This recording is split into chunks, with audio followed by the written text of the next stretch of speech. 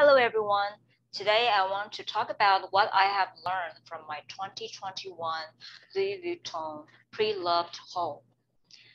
I have to confess that before the year 2021, actually before COVID sort of lockdown, I didn't really have the habit of serving the pre-loved websites for bags. And basically, I had 2 or 3 Louis Vuitton bags, which I've purchased from my trip to Europe. And I had one Elma PM and one Demiec Azur in the style called Salia PM.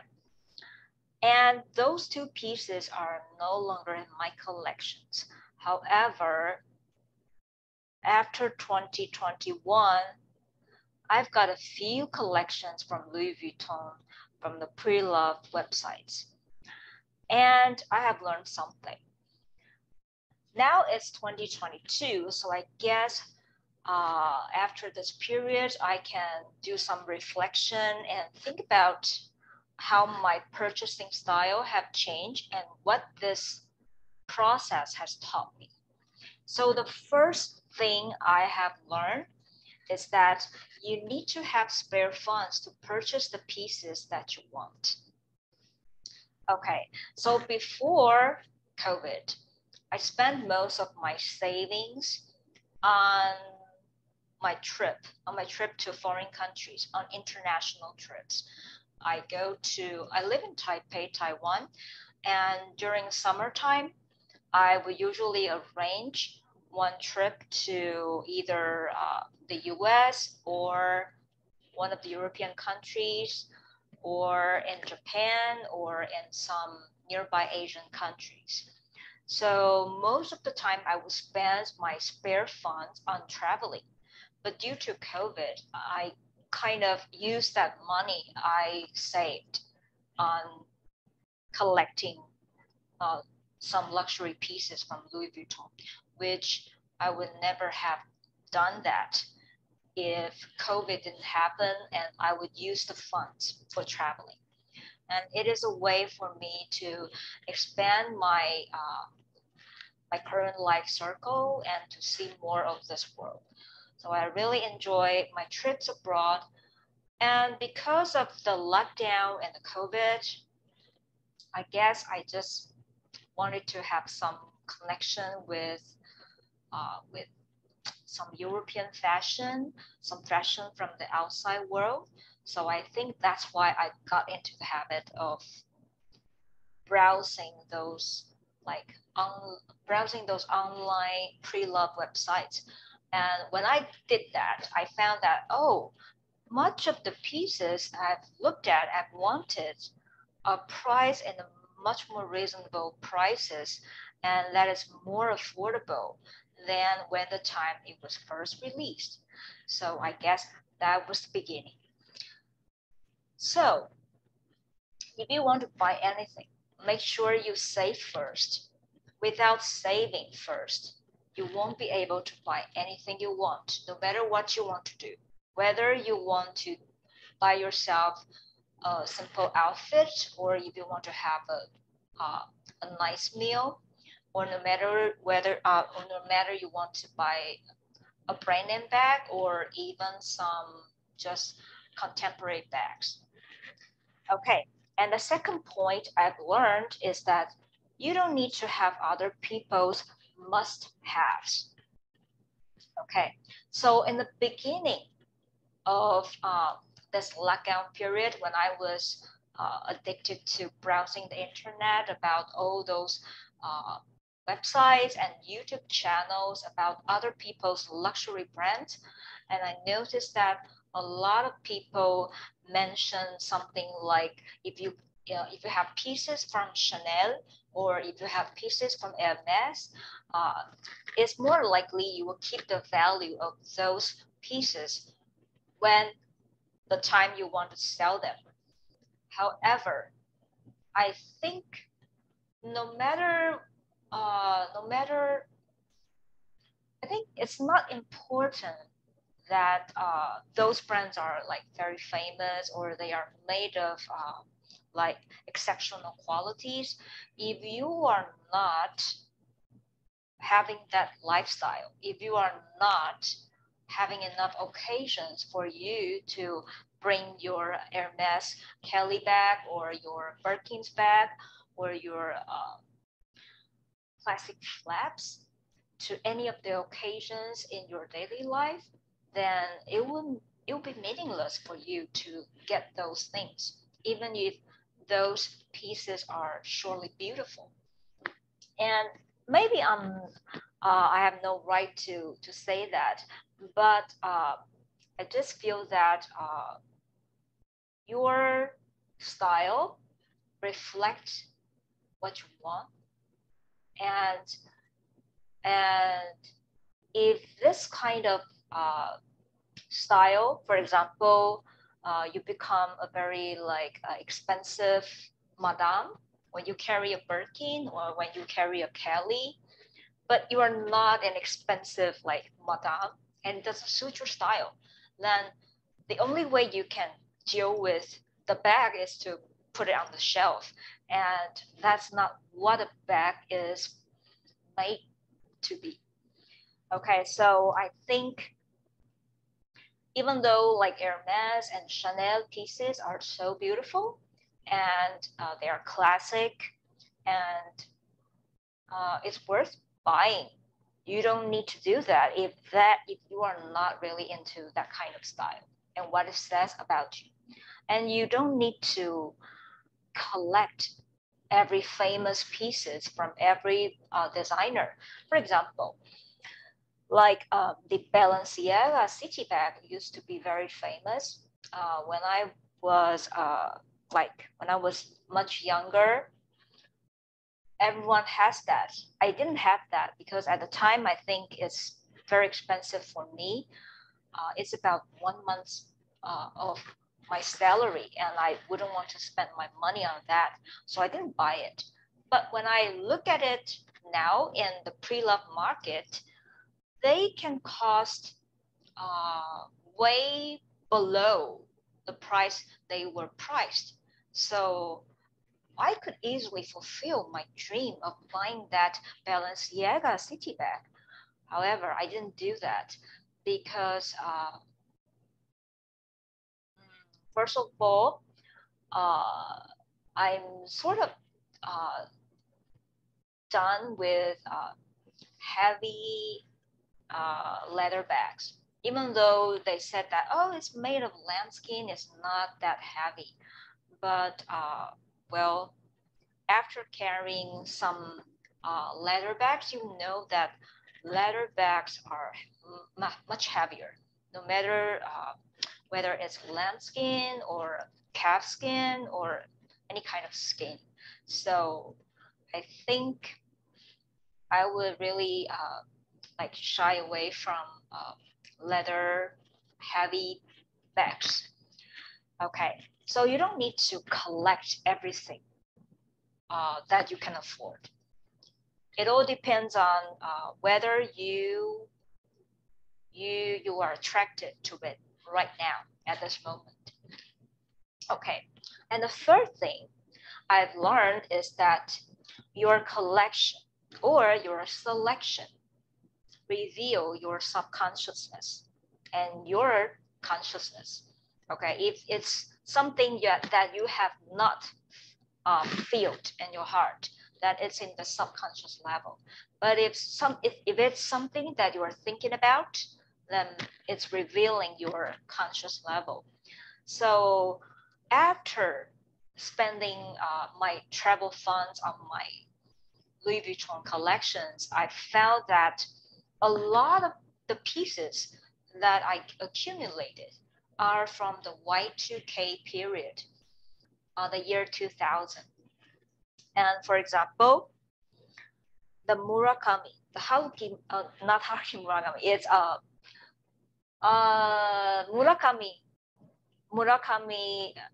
Murakami collection, Murakami Takashi collection. Okay, for example, the cherry bag. I mentioned how I love this cherry bag in my other video, which is done in Chinese. And I really love this each cherry. They all seem very like happy or very surprised. So I think it's very interesting. It's a very interesting bag. And I really like how it has changed the original bucket bag.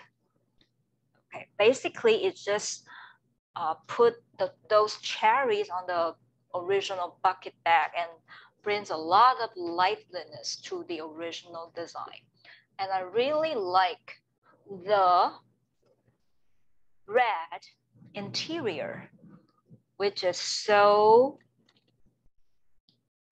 so lively for this bag. And the lining is completely lined with leather, but it's very heavy. No, it's very light, to my surprise. And one part, you have this pocket, side pocket, that it's deep enough for you to put a lot of essentials.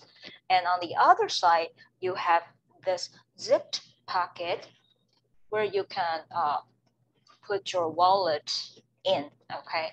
And also there's this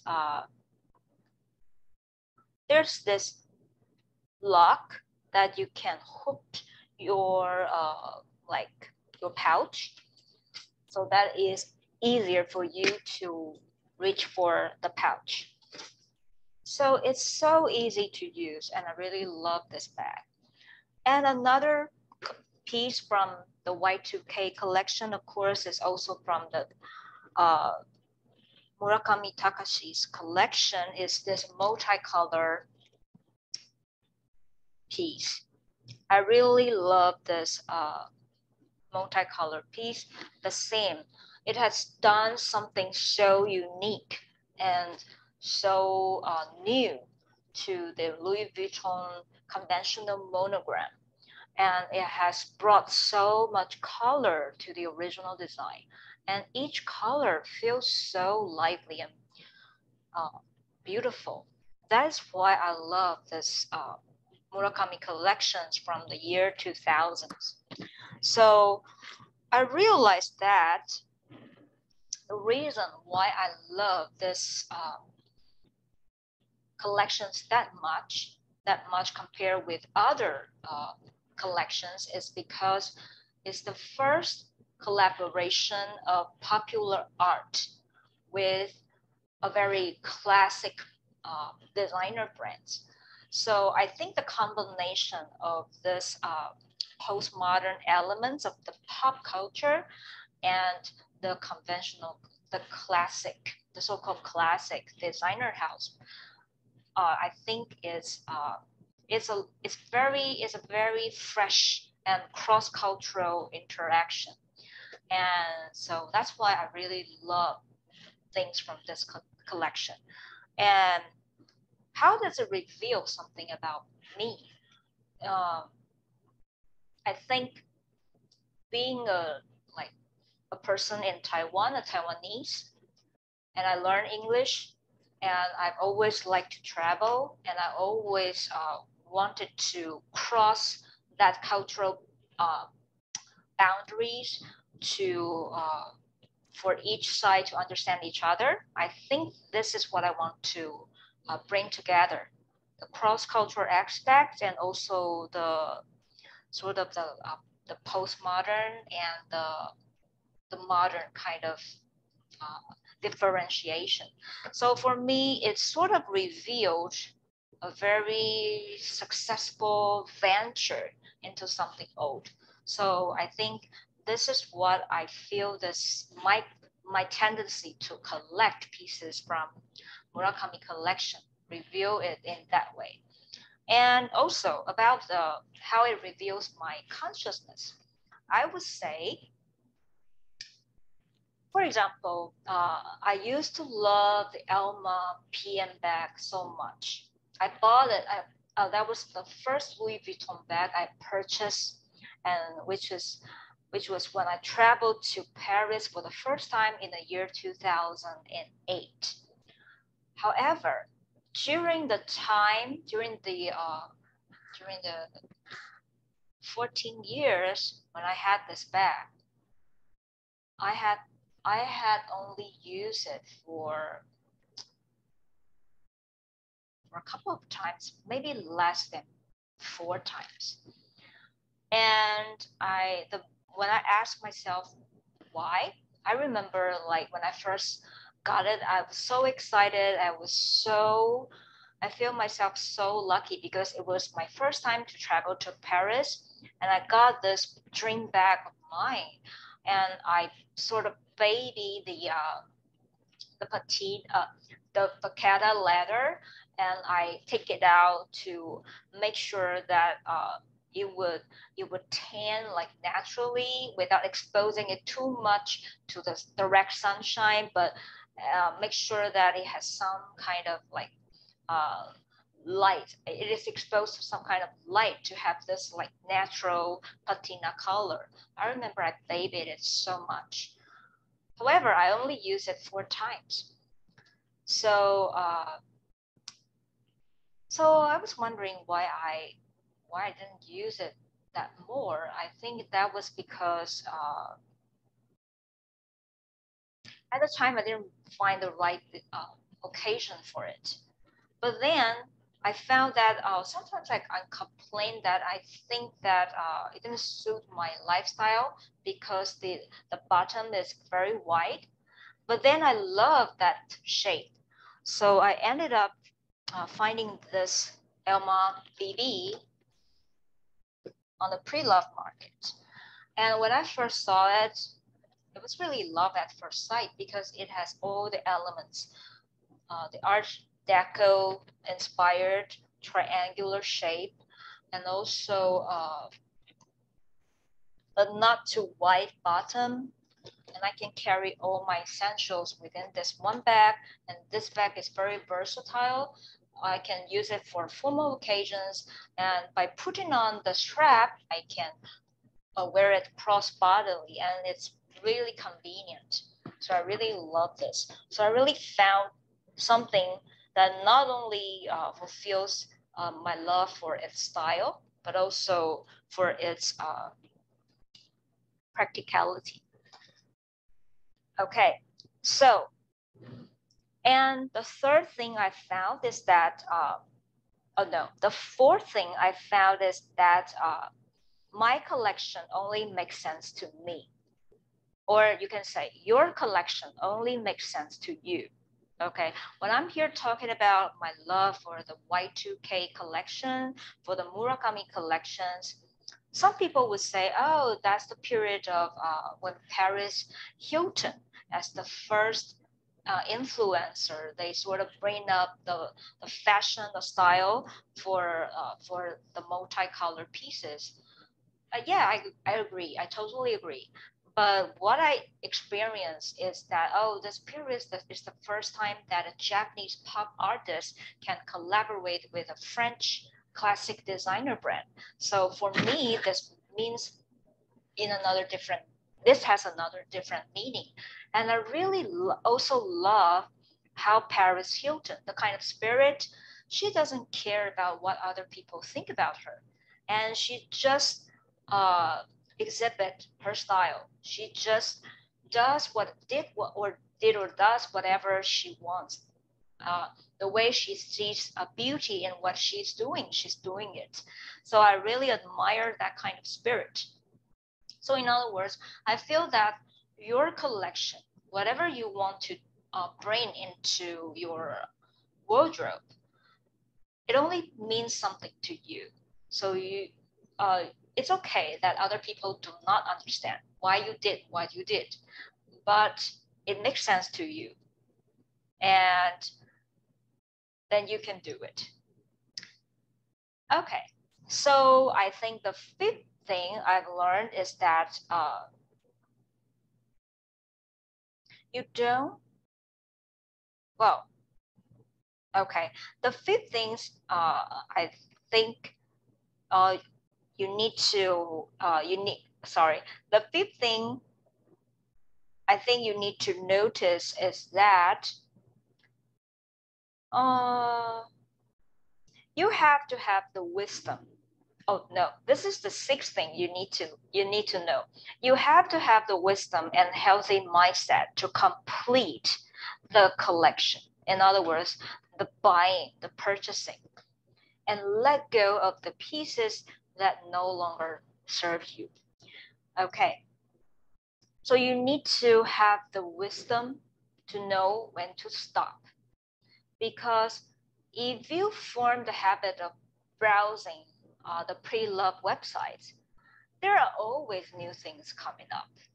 Every day, every week, every season, there are always people getting rid of their stuff, the things that no longer serve them, okay? So if you continue to go to that website, it's okay. But you need to keep in mind that new things are always coming. The other people are sort of getting rid of something in their collection, and new things are keep coming to you. So you need to know to put an end in your collection, because it makes really no sense if you ended up with a lot of things that you don't have the occasion to use. For example, during the COVID period, I cannot go traveling. Most of the time, I just have to stay at home. So in other words, even though I think that, this bag is really, really carefree for me to use, I can use it when I go to blah, blah, blah, certain place. But if I don't go, then there's no use in accumulating them. So at some point, you need to know when you need to stop. And that requires a lot of wisdom and maybe a lot of trials and errors too. For me, it's always a lesson I need to learn. And gradually, luckily, now it's 2022. And after browsing enough of those websites and knowing that things are always coming, and knowing that there are more things I need to do with the money I've saved, and knowing that there are not just one thing that I need to put all my money in. It's very important. So I need to have the wisdom to know that there was a period of time when you can use your money to do certain things. And when that period of time is over, then you need to move on and put your effort and put your funds into doing other things that will enrich your life. Otherwise, this will not turn into another fun process, because you enter this collecting activity for the fun it brings you.